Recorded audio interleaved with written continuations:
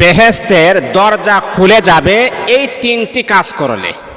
যদি আপনি এই তিনটি কাজ করতে পারেন, আল্লাহ পাক রব্বুল আলামিন জান্নাতের দরওয়াজা আপনার জন্য আমার আল্লাহ ওপেন করে দিবেন।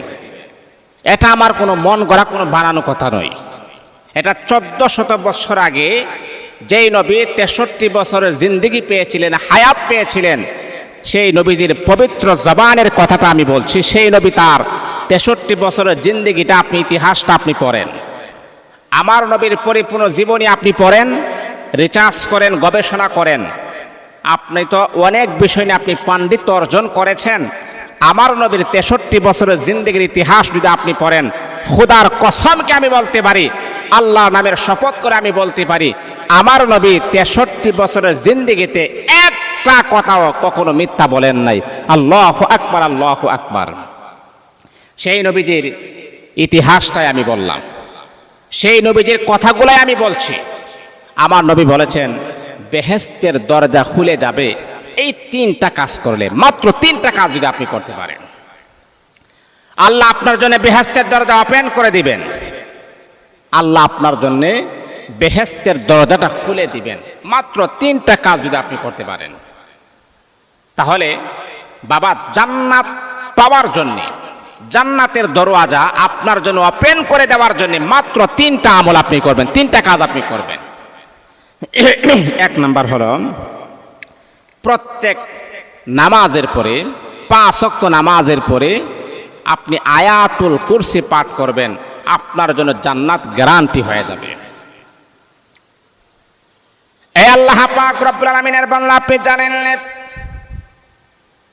আমার আপনার দয়াল নবী, মদিনার কামলিওয়ালা নবী, সানাকারে দু আলম নবী সাহাবে একরামকে বললেন, সাহাবীরা তোমরা জানো নি আবার উম্মতে মুহাম্মদ যখন প্রত্যেক ফরজ নামাজের পরে ডানে বামে সালাম ফিরানোর পরে যখন আয়াতুল কুরসি পাঠ করবে, আল্লাহর রাসূল বলেন ওই ব্যক্তি মরতে দেরি হবে, আল্লাহর জান্নাতের মেহমান হইতে একটা সেকেন্ডও দেরি করবেন না।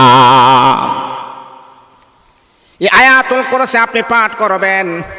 এই আয়াতুল কুরসি আপনি পড়বেন 3 পারার প্রথম নাম্বার পৃষ্ঠার অর্ধেক পৃষ্ঠার পরে কিন্তু আয়াতুল কুরসি।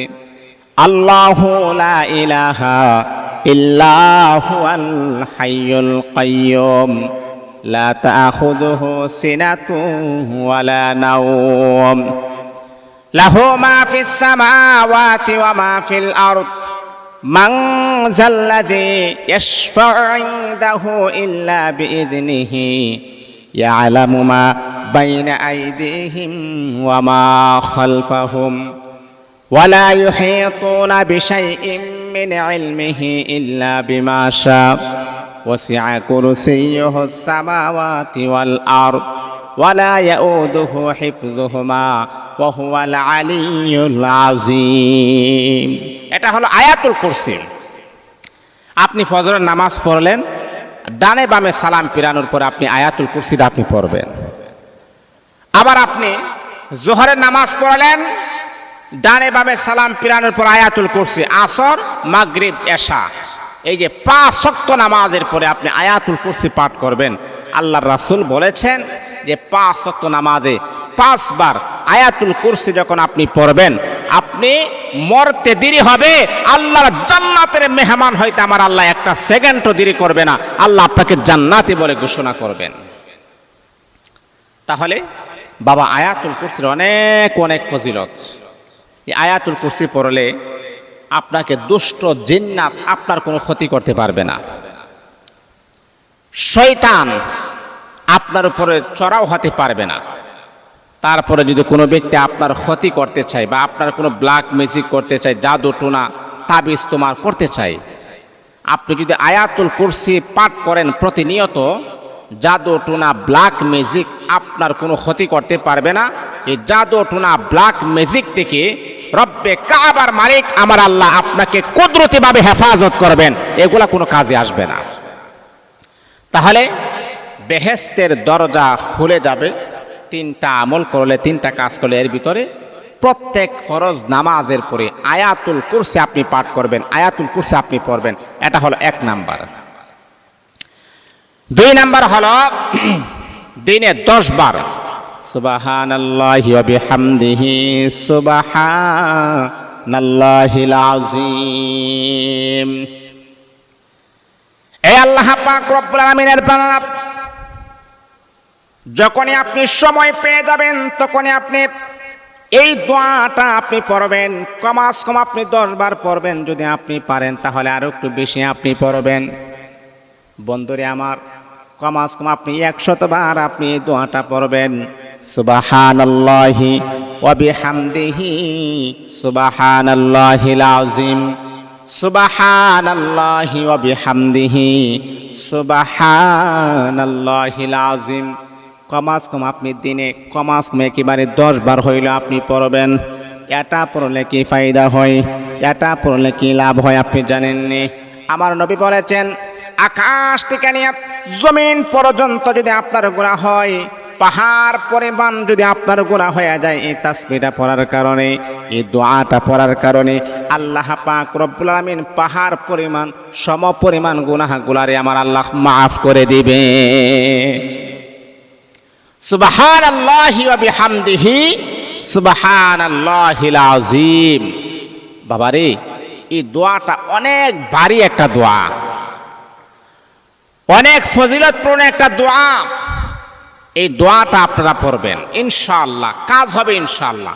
পড়বেন তো ইনশাআল্লাহ। এটা হলো 2 নাম্বার। 3 নাম্বার হলো মানুষকে মাফ করে দাও। আল্লাহ তুমি তাকে মাফ করবেন।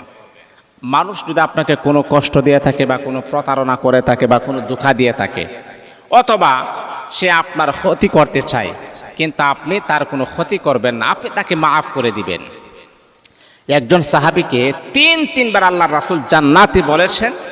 তো সাহাবে কেরাম বলে, একজন সাহাবীকে 3 বার জান্নাতি বললেন, এর কারণটা কি? তার মাঝে কি এমন গুণ আছে?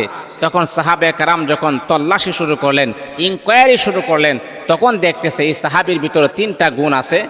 এর ভিতরে একটা গুণ হলো এমন, তার সাথে যারা অন্যায় করত, যারা অপরাধ করত, তার উপরে যারা জুলুম করত, রাতের বেলা ঘুমানোর আগে আল্লাহর কাছে বলতেন, আল্লাহ সে বুঝে নাই আমার সাথে অন্যায় করেছে, আমি তাকে মন থেকে মাফ করে দিলাম।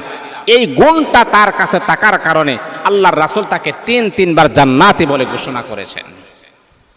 তাহলে বাবা, মানুষকে ক্ষমা করার একটা প্রসেসিং আপনার মাঝে ফিট করতে হবে। সে বুঝে নাই, সে অন্যায় করেছে। যেমন আমার নবীকে তায়েফের মানুষেরা পাথর নিক্ষেপ করেছিলেন, কিন্তু আল্লাহ রাসূলের জিবরাইল আমিন ফেরেশতা বলছে, ইয়া রাসূলুল্লাহ, তারা আপনার উপরে পাথর নিক্ষেপ করেছে, আপনি তাদের জন্য বদদুয়া দেন।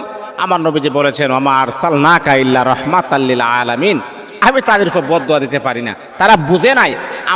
আমার চির বিশ্বাস তাদের ছেলে মেয়ে নাই নাতি তারা বুঝবে, আমার উপরে তারা ঈমান আনবে। দেখেন আমার রাসূলের দোয়াটা কেমন কবুল হয়েছে। এখন সারা পৃথিবীতে যত মানুষ হজ করে, সবচাইতে বেশি তায়েফের মানুষে হজ করে। আল্লাহ কিভাবে কবুল করেছেন। এজন্য বাবা, হুটহাট করে কখনো সিদ্ধান্ত নেওয়া যাবে না। মানুষকে ক্ষমা করে দিবেন, মাফ করে দিবেন। আর প্রত্যেক নামাজের পর আয়াতুল কুরসি পড়বেন। আর 2 নাম্বার হচ্ছে সুবহানাল্লাহি ওয়া বিহামদিহি, কমাস কম আপনি 10 বার আপনি পড়বেন। আল্লাহ আমাদের সবাইকে বুঝার, আমল করার তৌফিক দান করুন।